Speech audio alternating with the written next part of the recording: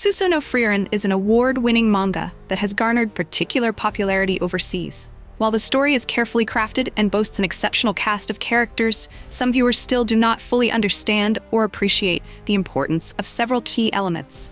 Elements that could change the way we perceive this fantasy world and many of its characters. Today, we will focus on one of those elements, the magic system. We will explore how it works, what its purpose is, how the author has woven it into the story, and why. Among the many manga I know, Frieren stands out thanks to its magic system, built on fundamental principles while retaining the flexibility necessary for users to develop personal techniques and reasonable variations.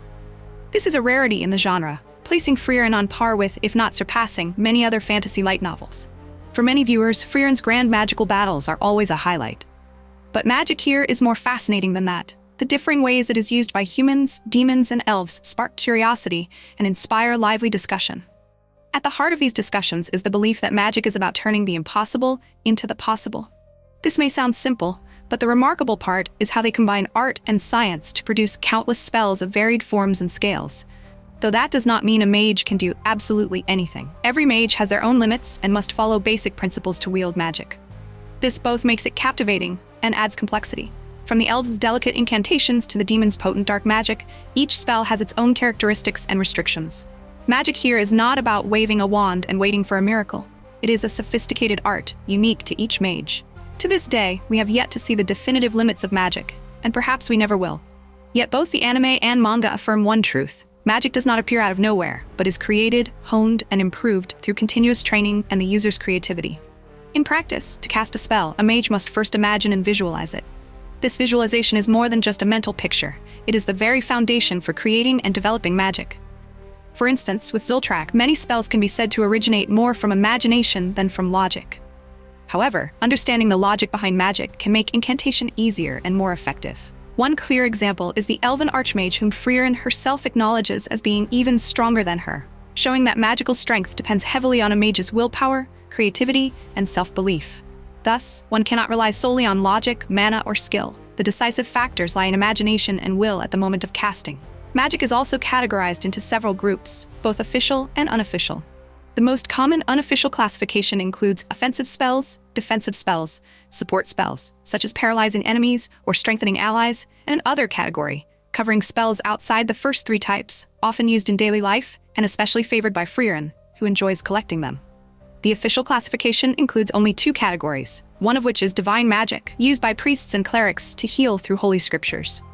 Notably, mages naturally gifted in divine magic are often said to be blessed by the goddess, granting them the ability to resist curses. Curses are a form of magic used by demons and monsters to inflict negative conditions, such as sleep, petrification, or material transformation. However, they are not considered true magic, so mages cannot develop natural resistance without the aid of divine magic. The power of imagination is further exemplified by the Maginon son of Freyr, a common magical tool, yet one whose usage varies greatly among humans, demons, and elves. Modern human magic has been heavily influenced by the female mage Flamme, who adapted elven magic and spread it throughout the largest empire of her time. Thanks to her, even those with little imaginative ability can make use of magic. Beyond being Frieren's mentor, Flamme once studied under the elven mage Ciri. Elven magic leans toward logic, making it easier to learn and broadly applicable, but at times limiting in flexibility. In contrast, ancient human magic relied far less on logic, grounding itself instead in emotion, instinct, and faith, making it harder to master, but rich in creativity.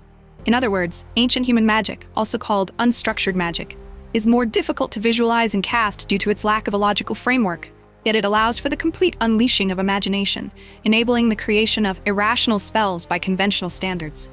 Mages who wield this type of magic may know fewer spells, but their capacity to improvise and invent new applications is virtually limitless. For them, the sky is the limit.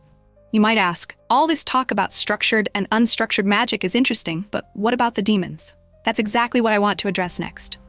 Demons commonly employ both structured and unstructured magic, reflecting their individualistic nature and warped psychology.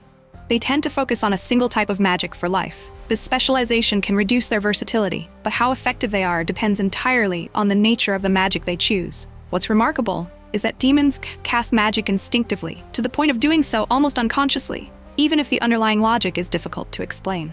To put it simply, it's like Fern casting the Zultrak spell she knows so well. She can perform it with incredible speed, vary its forms, and exercise precise control, all with almost no conscious thought. At this point, you now have the groundwork to understand the traits of each race and the kinds of magic used by mages in this world. All mages here are eager learners and train constantly. If you were to draw a timeline of magic's development, you would find 3 key female mages: Frieren, Flamma, and Ciri. Through skill, experience, and other factors, they have each made profound contributions to the core understanding of magic. You may wonder, why are they so overwhelmingly powerful? Frieren, our protagonist, is nearly unmatched. Masterful technique, an immense mana reserve, and over 1,000 years of experience. This vast span of time has allowed her to learn an enormous variety of spells, many of which are highly effective in combat, wielded with precision, speed, and power far beyond most mages, save for her one student, Fern. Fern, though she only knows 2 basic spells, is still stronger than the majority of high-level mages, whether human or demon. As for Frieren, she is not as all-powerful as one might think. She lacks creativity due to her strong inclination toward logic, a limitation that perfectly illustrates the strengths and weaknesses of elven magic mentioned earlier. A mage's strength is difficult to measure because so many factors come into play. The magic system in Frieren is entirely different from systems like those in Overlord or Tensei Shitara Slime Dataken. The author skillfully balances opposing forces: logic and imagination, knowledge and experience, science and mysticism, reason and emotion. This balance is inseparably tied to each mage's personality. If you imagine a duel between mages, countless factors would influence the outcome. On the surface, 2 mages specializing in a single type of magic might seem like a game of rock, paper, scissors. But in reality, it's far more complex than fire beats ice, ice beats water, water beats fire. The author ensures that mages remain deeply complex individuals, where personality matters as much as the type of magic they use, the number of spells they know, their skills, experience, and mana reserves. All of these factors are closely tied to how a mage envisions and imagines their magic. We can separate them for analysis, but they can never be fully divorced from one another. It's this interplay that creates the complexity, allowing a weaker, less experienced mage to defeat a much stronger opponent. Perhaps by exploiting a flaw in the fight, taking advantage of the environment, using a countering type of magic, or capitalizing on an opponent's carelessness or lack of skill, even when that opponent possesses far more mana. This vast number of variables makes every battle ever-changing and unpredictable. Even when they happen in a flash, they remain full of tension and drama. Honestly, I hope everything I've shared so far has been clear and easy to follow, as this script took a considerable amount of effort, especially when it came to explaining inherently subjective concepts throughout most of the video. Of course, I could go into far greater detail about Frieren's power, the types of magic she uses, and many other aspects, but I've chosen not to, as doing so would make the video far too long, and today's goal is to discuss the overall magic system, not just Frieren herself. Moreover, some important details about Frieren can only be understood if I reveal spoilers. For that reason, I've also refrained from saying more about Ciri and Flamma, since even a small addition could become a spoiler. If you'd like a dedicated video about them, feel free to leave a comment below. Thank you for watching until the very end. If you found this content helpful, don't forget to like, share, and subscribe to support our channel. Goodbye, and see you in the next video.